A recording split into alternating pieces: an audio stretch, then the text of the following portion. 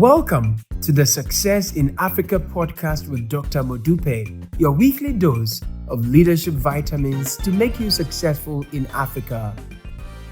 Hello and welcome to the Success in Africa podcast episode 54. My name is Dr. Modupe Taylor Pierce, and I am a scholar and practitioner of leadership and organizational development. Simply put, I study what makes people successful.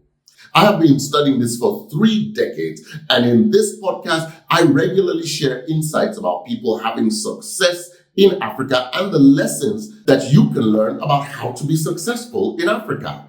This year, in addition to sharing stories about people who have been successful in Africa, as I did last year, I would also conduct some interviews with those successful people so you can learn from them, hear from them yourself. I started this podcast because I have a vision for Africa. I have a vision of Africa becoming a middle-income continent by the year 2030 and a high-income continent by the year 2040. And for that to come to pass, I need you and every other African to become successful. I encourage you to like and subscribe to this podcast. Yes, click the like button. It won't cost you any money. This episode is brought to you by BCAOnline, the one-stop shop for where to master leadership. In today's episode, you are going to see an interview done of me by Marshall Goldsmith. If you haven't heard of Marshall Goldsmith, you need to Google that name. He is the #1 rated leadership coach in the entire world. Marshall has helped some of the most successful CEOs, global CEOs, Fortune 10 company CEOs in the world, including, by the way, the former head of the World Bank. Marshall was kind enough to agree to kickstart our interview series by asking me to enlighten him about leadership in Africa. Enjoy the interview. Hello. My name is Marshall Goldsmith. I have been ranked in the Thinkers 50 as the #1 leadership thinker in the world twice, been ranked the #1 executive coach for many years, and now I'm lucky enough to be in the Hall of Fame, which means I don't have to compete anymore. Very, very good thing. Very, very good.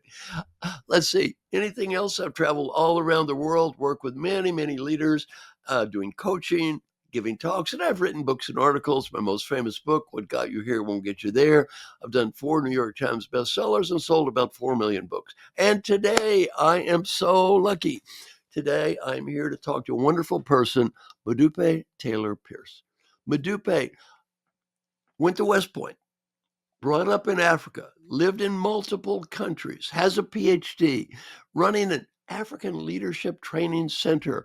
He is an amazing guy and also Thinkers 50, one of the top coaches in the world, ranked as one of the top 10 Thinkers 50 coaches in the world. Very, very proud to be talking to Modupe today. Modupe, can you briefly introduce yourself and let's get rolling? Thank you so much, Marshall.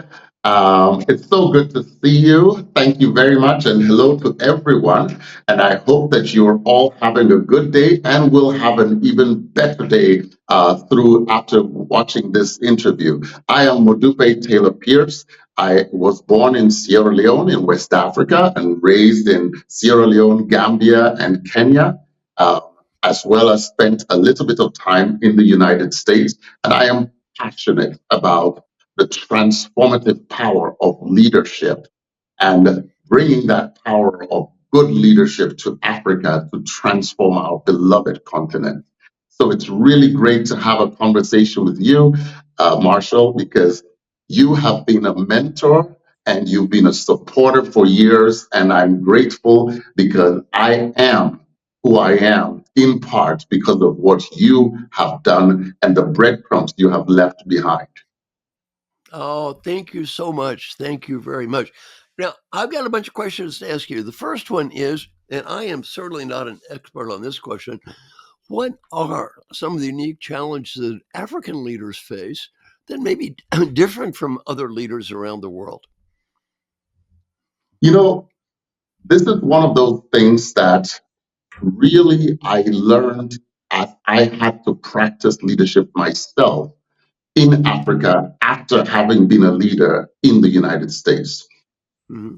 There are two that I'm going to highlight. Number one is the fact that when you're a leader in Africa, as opposed to a leader in a Western country, you have to Mm-hmm. do your job and the job of 2 or 3 levels below you, because decades of underfunding in education, especially in supervisory and management capacity, has resulted in a dearth of talent and performance in middle management in organizations in Africa. So the things that you as a CEO will do when running a multi-million dollar corporation in Africa Mm-hmm. tend to be different from what you can do as a CEO in the United States or in Europe. The second thing is one thing that may be a surprise to some.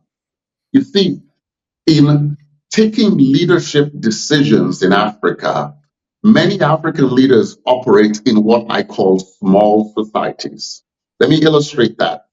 Everybody has their friends and family circle. Everybody Mm-hmm. has what I would call their work circle. Everybody has what you might call a church religious circle. In many Western countries, those three circles don't intersect. The Mm-hmm. people who are in one circle don't are not in other circles. In Mm-hmm. Africa, for many of us, those three circles sit right on top of each other. And Mm-hmm. therefore, making courageous decisions takes double the courage. Because when you're making decisions, especially tough decisions on family, on friends, at work, those decisions have reverberations in your other circles. And that is why you find a lot of times being a good leader in Africa is more challenging because Mm-hmm. they have to think about the implications of their decisions far longer than somebody or their counterparts in a Western country. Very, very interesting point. I remember I was working in Saudi Arabia many, many years ago, and this was back when every team had a religious leader in the team. And I Mhm, said, I'm working with, who was an executive, I said, you know, you've got so many hierarchies here.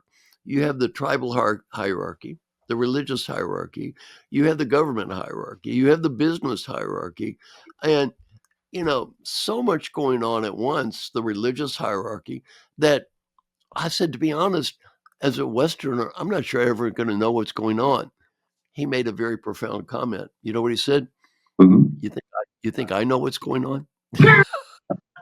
Well, as you say, Modupe, it is really complex. And what you see in Africa is actually more in common with historically what the whole world used to be like. Yes. I mean, that was Yes. the world. It wasn't just Africa. That was every place. Now, Africa is a big continent. It's a Mhm, big mhm. continent. So I don't want to stereotype, quote, Africa as everyone in Africa is all the same. There are many cultures across the continent. Talk about some of these cultural differences across Africa so we don't get into this assumption that everyone in Africa is somehow all the same. Indeed. And even within countries, there are cultural differences within countries. I'll give you an example of Ghana and Sierra Leone. They have Right. some tribes in which women are more liberated than other tribes. Mhm. You have some tribes where the power distance is greater. So Mm, all of these things do affect. And then, of course, you add into that the religious culture and the culture of mm, how people are treated when they're older versus when they're younger. So mm. let me give you one culture that is infuriating to some. It is the Okay. culture of what I fondly call pity. Now, let me illustrate that. A situation occurs in which a man in his 30s steals from his employer. Mhm. Let's say he's being paid $100 a month and he steals something worth $1,000. Mm, When that employer prosecutes the man and takes that man to jail, and maybe the man is before a judge, in some cultures in Africa, especially in Sierra Leone as well. The judge says, well, employer, you're worth $100,000. Hmm. What's this $1,000 to you? Hmm. Let the man go. Hmm. Now, the challenge with that is that when that becomes the norm, therefore, integrity or stealing becomes the norm. And that affects performance. That's one example. Other cultures, and there are cultures in which, for example, in typical Kenyan culture, people are more disciplined about timeliness versus Nigerian culture, where 3 o'clock is sort of plus or minus 20 minutes. With apologies to my Nigerian counterparts, but that affects leadership. That affects how you can get things done. And that's one of the reasons why you'll find out that West African cultures find it very difficult to run things like airlines, which have to be precision run.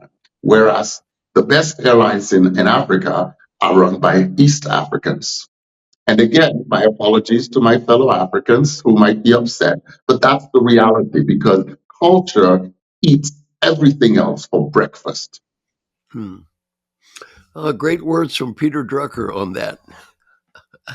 Now, it's interesting. What are some of the most pressing challenges that organizations face?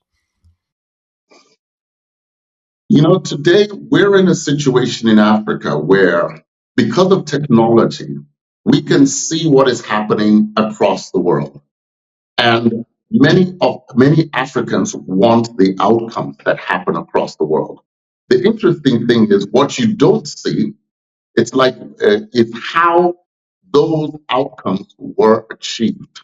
It's almost like you can see the restaurant and the food that's served, but you have no idea what happened behind the double doors. And this question I'm excited about because it really gets into what are those root cause things that yield us the outcomes that many times we don't want. So I'm going to give you three pressing challenges. Number one is governance. We have serious issues with governance in Africa. And Hmm. the lack of governance, and by governance, I don't just mean having a board of directors, because, Right, you know, as Mercedes Benz would say, a car is not just a car when it's a Mercedes Benz. So right. you have to have an effective governance structure. And in many organizations, the lack of effective governance structure results in certainly stunted growth, but even more importantly, the lack of sustained growth over time and the inability to do succession planning effectively, which means that with every generation and a half, businesses have to start from ground zero and then build up again. And then they go back to ground zero and build up again. Whereas in other places that have good governance structure, the new generation doesn't start from ground zero. They may start from ground three, build to 10. The next one starts from 10, takes it to 18, while we in Africa are continually going back to ground zero to start the business afresh. That's number one, governance, lack of proper governance structures, education, training, and behavior. Number two is self-disciplined leadership. Hmm. Before any leader has the moral right or even the ability to discipline others and hold people accountable, Hmm. she or he must discipline herself or himself. Hmm. And Lead, the lead lack, by example. Lead by example. you have to lead by example. And if you are not able to do that, if you're not able to say no to the nice shiny objects, to the temptations that come by, then you are going to become the biggest stumbling block for your organization's success. So that's number two, self-discipline leadership. The third biggest stumbling block is a lack of productivity in Hmm. our culture. In other words, a lack of understanding of the importance of utilizing time as an asset in order to achieve certain outcomes. Thank you for watching and listening to this episode. I do hope you have learned something useful that will catalyze your journey to becoming successful in Africa. Please share this video, tell your friends about it, because together we can transform our beloved continent of Africa. See you next week. Tomorrow belongs to those people who prepare for it today. See you next week.